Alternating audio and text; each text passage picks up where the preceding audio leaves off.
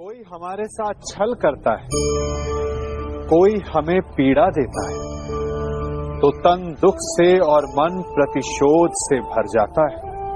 फिर हम प्रतिकार चाहते हैं, अपने मन की अग्नि को शांत करने के लिए प्रतिशोध चाहते हैं। और यही हम सबसे बड़ी भूल कर बैठते हैं। तो क्या किया जाए? इसका केवल एक ही उपाय है और वो है क्षमा। यदि प्रतिकार चाहिए तो प्रतिशोध भुला दीजिए और न्याय की ओर अपने पग बढ़ाइए, क्योंकि यही वास्तविक प्रतिकार है। हम अपनी सोच और संसार की मान्यता के अनुसार अपने विचार बनाते हैं।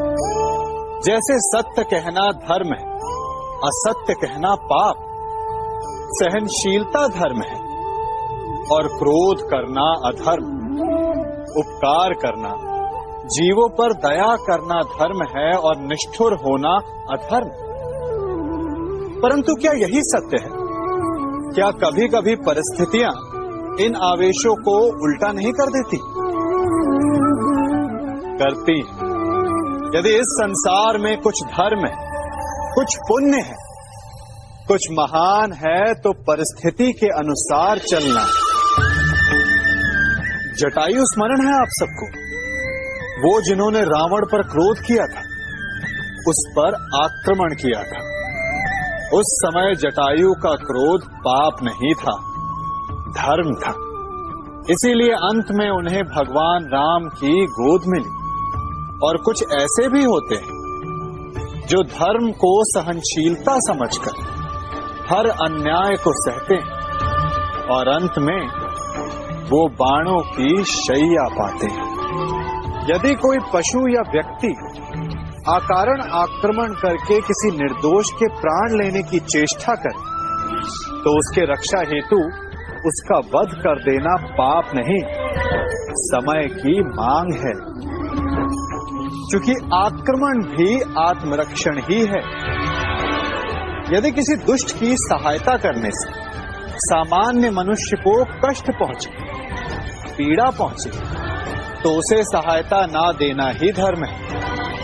अकारण क्रोध अस्वीकार्य है, परंतु यदि क्रोध से कुछ शुभ पाप बाहुभीत हो, तो क्रोध और दंड भी धर्म ही है।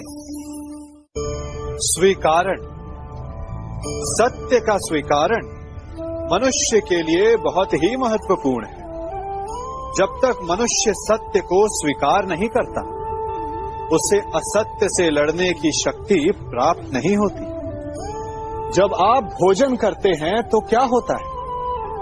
आपका पेट स्वीकारता है कि वो भर चुका है और आप भोजन करना बंद कर देते हैं। जब आपको निद्रा आती है तो क्या होता है?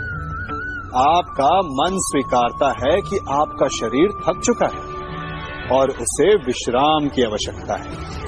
उसी प्रकार जब आपको किसी व्यसन को रोकना हो, तो आपको स्वीकारना पड़ता है कि बहुत हो चुका है, चाहे वो लालच हो या मदिरापान।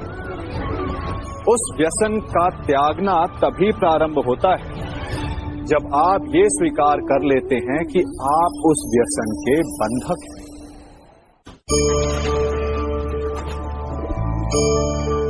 इन पक्षियों को देख रहे हैं आप?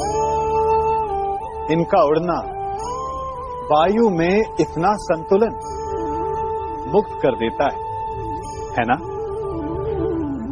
इन्हें उड़ते देख आपके मन में भी इच्छा होती होगी कि इन्हीं की भांति आप भी स्वतंत्रता से उड़ पाएं। ईर्ष्या होती है ना, जब आप इन्हें खुले आकाश में ऐसे विचरण करते देखते हैं। पर कभी सोचा है इस उड़ान को, इस स्वतंत्रता को पाने के लिए कितना परिश्रम, कितना अभ्यास किया होगा इन्होंने? आकाश में उड़ने से पूर्व धरती पर कितना गहन परिश्रम किया होगा इन्हें। इनके माता पिता ने पहली बार जब इन्हें पंख फड़फड़ाने को उकसाया होगा, तो कितनी बार घिरे होंगे। पहली बार वायु में उड़ते समय कितना भय लगा होगा इन्हें। अपनी पहली उड़ान के पश्चात धरती पर उतरते समय गिरकर कितनी चोट खाई होगी। इस उड़ान का, इस स्वतंत्रता का ये मूल है। यदि आप ये दे सकते हैं तो अवश्य आप भी इस स्वतंत्रता को पा सकते हैं। इन पक्षियों की भांति ही अपने चारों ओर जब भी आप किसी सफल मनुष्य को देखें तो उससे ईर्ष्या ना करें, उसके परिश्रम और पीड़ा को समझने का प्रयास करें जो उसने यहां तक पहुंचने में पाई है। प्रेरणा लें, प्रयास करें और स्वयं भी सफल हो जाएं। हमारे जीवन का मूल आधार है करुणा। करुणा क्या है? करुणा दया नहीं, करुणा वो भाव है जिससे हम दूसरे की समस्या को समझते हैं।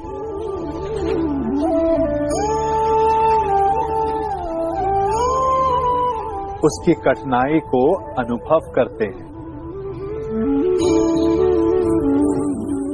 इस संसार में सारे संघर्षों का मूल है एक दूसरे की परिस्थिति को ना समझना, और इस समस्या का हल है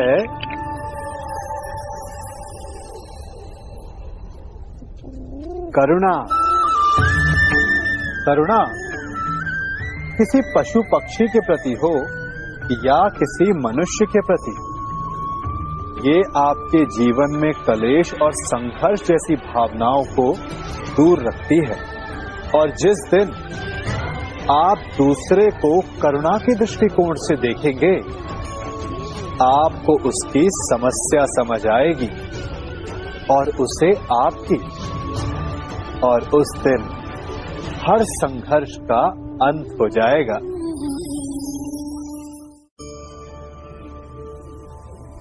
कभी सोचा है हमारा जीवन भी उस रेत की घड़ी की भांति है?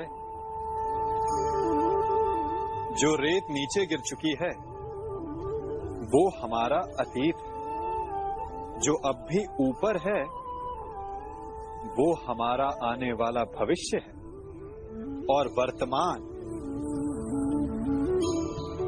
ये संकुचित स्थल है जहां से धीरे धीरे करके रेत गिर रही है।